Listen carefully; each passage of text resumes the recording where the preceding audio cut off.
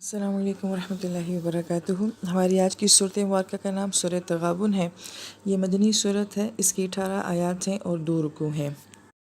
سورہ منافقون اور سورہ تغابن ان دونوں کو آپس میں جوڑے کی حیثیت حاصل ہے۔ سورہ منافقون میں حقیقی ایمان کی نفی کی گئی تھی اور سورہ تغابن میں حقیقی ایمان کا ذکر کیا گیا ہے، اور یہ بالکل وہی معاملہ ہے جو کہ نفی اس بات کا معاملہ ہوتا ہے۔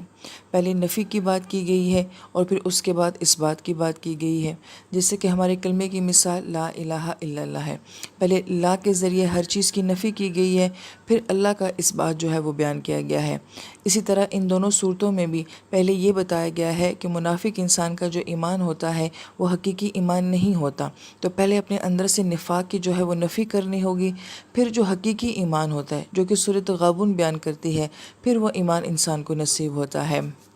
لہٰذا سورۃ تغابن کا موضوع ہی حقیقی ایمان ہے، اور اس کے پہلے رکوع میں 3 طرح کے ایمان کو بیان کیا گیا ہے: ایمان باللہ، ایمان بالرسالت اور ایمان بالآخرت۔ اور پھر دوسرے رکوع میں کہ جس کو یہ 3 طرح کے ایمان اور ان کی حقیقت نصیب ہو جاتی ہے، پھر اس کے کیا ثمرات آتے ہیں، اس کی زندگی کے اوپر کیا نتائج ہوتے ہیں، اس کی دنیا اور آخرت کیسے تبدیل ہو جاتی ہے، یہ پھر دوسرے رکوع کا موضوع ہو جاتا ہے۔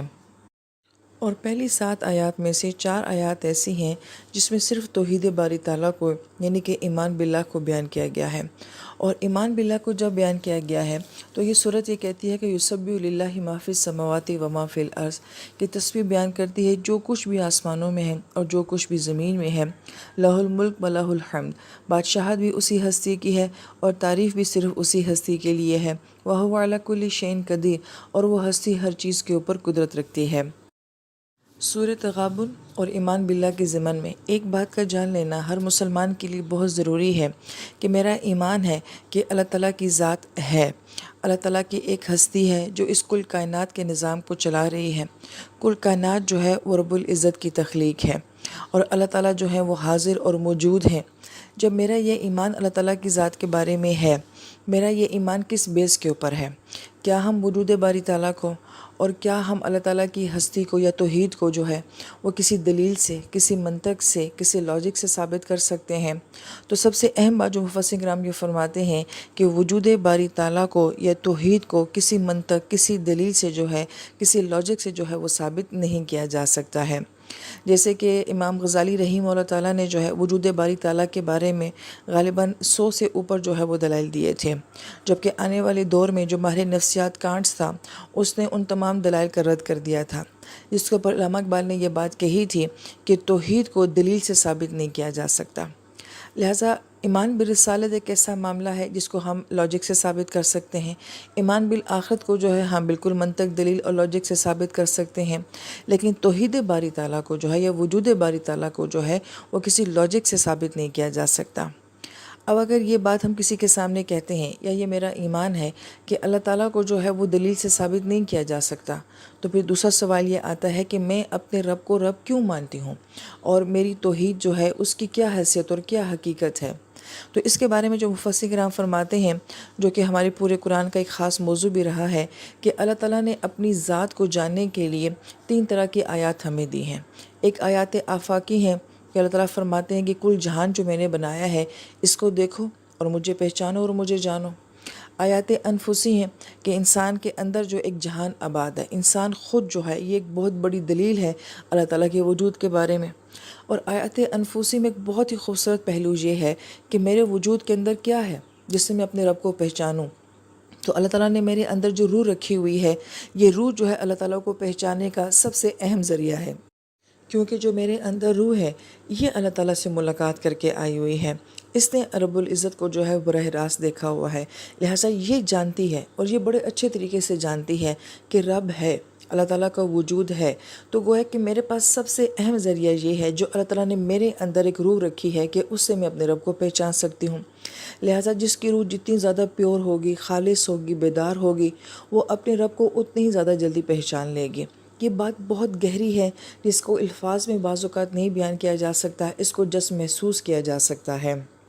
اگر ہم ان باتوں کی گہرائی میں جائیں اور غور کریں تو پھر تو دنیا کا کوئی انسان بھی جو ہے وہ کافر نہیں ہونا چاہیے، اور دنیا کا ہر انسان اللہ تعالیٰ کے سامنے یہ دلیل پیش ہی نہیں کر سکے گا کہ میں آپ کو کیسے جانتا، میرے پاس تو کوئی ذریعہ وسیلہ ہی نہیں تھا۔ تو گویا کہ آیات آفاقی کل جہان اور اس جہان کی ایک ایک مخلوق ایسی ہے جو کہ وجود باری تعالیٰ کی گواہی دیتی ہے۔ پہلی بات تو یہ کہ اس جہان کو غور سے دیکھے، ہر چیز، ہر تخلیق میں جو ہے اللہ تعالیٰ کی ذات ہمیں نظر آتی ہے۔ پھر انسان کے اپنا وجود اور انسان کے اپنے اندر کی جو روح ہے وہ معاملہ، اور پھر تیسری چیز جو ہے وہ آیات قرآنی ہے۔ یہ قرآن پڑھو، مجھے جان لو، مجھے پہچان لو۔ یہ تین ذریعے جو ہیں وہ اللہ تعالیٰ نے اپنی ذات کی معرفت کے لیے ہمیں دیے ہیں۔ پھر انسان کے ذہن میں یہ سوال آتا ہے کہ اللہ تعالیٰ نے اگر ہمیں یہ تین طرح کی آیات دی ہیں جو کہ اتنی واضح ہیں، تو پھر کیا وجہ ہے کہ دنیا کی اکثریت جو ہے وہ کفر میں مبتلا کیوں نظر آتی ہے؟ ہر کوئی آسانی سے اپنے رب کو کیوں نہیں پہچان لیتا ہے؟ تو مفسر کرام یہ فرماتے ہیں کہ ایک اللہ تعالیٰ نے ہمیں حیوانی وجود دیا ہے اور ایک ہمیں روحانی وجود دیا ہے۔ ہمارا حیوانی وجود جو کہ ہمارا جسم ہے، یہ مٹی سے بنا ہے اور یہ دنیا کی تخلیق ہے، اور جو ہمارا روحانی وجود ہے اور روح جو ہے وہ عالم بالا سے آئی ہے، جنت سے آئی ہوئی ہے، لہٰذا ہمارے اندر جو ہے وہ حیوانی خواہشات بھی موجود ہیں، ہمارے اندر روحانی اثرات بھی پائے جاتے ہیں۔ اب یہ دیکھنا ہوتا ہے کہ کون سا انسان جو ہے اس کے اوپر کون سا وجود جو ہے وہ غالب ہے۔ جس کے اوپر حیوانی وجود، دنیا کی خواہشات جو ہے وہ غالب آ جاتی ہیں، تو اس کا روحانی وجود کہیں چھپ جاتا ہے، یا کم سے کم اس کا روحانی وجود جو ہے وہ اندر کہیں دب جاتا ہے۔ اب جب یہ معاملہ انسان کے اوپر آ جاتا ہے تو مفسر کرام یہ فرماتے ہیں کہ اس کی روح میں اللہ کا تصور تو موجود ہے، مگر اس کے اوپر حیوانی وجود اتنا غالب آ چکا ہے کہ وہ تصور کے ایمان پڑ چکا ہے۔ اب اس کو بیدار کرنے کے لیے یا اس شعلے کو بھڑکانے کے لیے جو اللہ تعالیٰ نے توحید کا شعلہ ہمارے اندر رکھا ہوا ہے، اس کے لیے بھی اللہ تعالیٰ ہمیں یہ تین طرح کی آیات کے اوپر غور کرنے کے لیے کہتے ہیں کہ جو جتنا زیادہ اس دنیا کو جو ہے بڑی باریکی سے دیکھے گا، حقیقت کی نگاہ سے دیکھے گا، وہ انشاءاللہ تعالیٰ بیدار ہو جائے گا۔ یا جو انسان اپنے اندر کی روح کو جتنا زیادہ پیور کر لے گا اور اس کو حیوانی وجود کی خواہشات سے باہر نکال لے گا، وہ اتنی جلدی اپنے رب کی معرفت حاصل کرے گا۔ جس انسان کا جتنا زیادہ گہرا تعلق جو ہے وہ قرآن کے ساتھ ہو جائے گا، وہ اتنا ہی زیادہ اپنے رب کے قریب تر ہو جائے گا۔ پھر اس ساری بات کو جاننے کے بعد جب ہم اس طرح کی آیات کو پڑھتے ہیں جنہیں مسبحات بھی کہا جاتا ہے، کہ جس میں دنیا کی ہر مخلوق کے بارے میں کہا جاتا ہے کہ وہ اللہ تعالیٰ کی تسبیح کرتی ہے، تو گویا کہ یہ کل کائنات جو ہے اللہ تعالیٰ کے وجود کے لیے چیخ چیخ کے کہہ رہی ہے کہ میرا کوئی بنانے والا ہے۔ اب جو اس کے اوپر غور کرے گا اور ان آیات کے اوپر غور کرے گا، وہ اپنے رب تک پہنچ جائے گا انشاءاللہ تعالیٰ۔ لہٰذا جب یہ آیت کہتی ہے کہ دنیا کی ہر مخلوق جو ہے وہ تسبیح کرتی ہے، تو انسان غور کرے گا کہ مخلوق کیسے تسبیح کرتی ہے، اس کا کیا انداز ہے تسبیح کرنے کا۔ جب اس کے اوپر غور و فکر کیا جائے گا تو اندر کا ایمان جو ہے وہ بیدار ہو جائے گا۔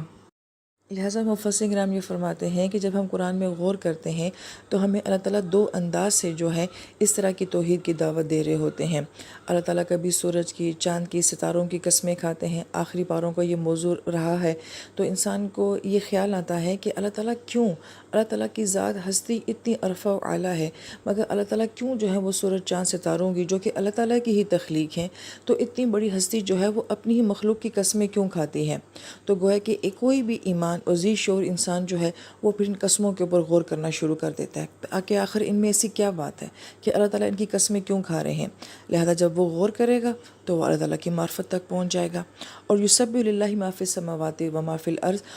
اور جو اس طرح کی آیات ہیں یہ اللہ تعالیٰ کا ایک اور خوبصورت انداز ہے کہ اللہ تعالیٰ انسان کے ذہن کو اس طرف لے کر آتے ہیں کہ جب دنیا کی ہر مخلوق اللہ تعالیٰ کی تسبیح کرتی ہے تو پھر وہ اس تسبیح کے اوپر جب غور کریں گے تو پھر بھی وہ اللہ تعالیٰ کی معرفت تک پہنچ جائیں گے۔ لہٰذا کہیں اللہ تعالیٰ نے اپنی مخلوق کی قسمیں کھا کے اور کہیں اللہ تعالیٰ نے اپنی مخلوق کی اس صفت کو بیان کر کے کہ وہ تسبیح کرتی ہے، دونوں طرح کے انداز سے انسان کے اندر چھپی ہوئی توحید کو جو ہے بیدار کرنے کے لیے یہ آیت قرآنی ہمیں دی ہیں۔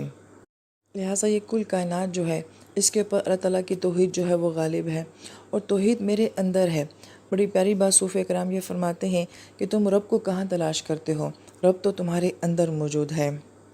لہٰذا اہل علم یہ کہتے ہیں کہ جس کو اپنے رب کی تلاش ہے وہ اپنے ہاتھ میں قرآن لے لے،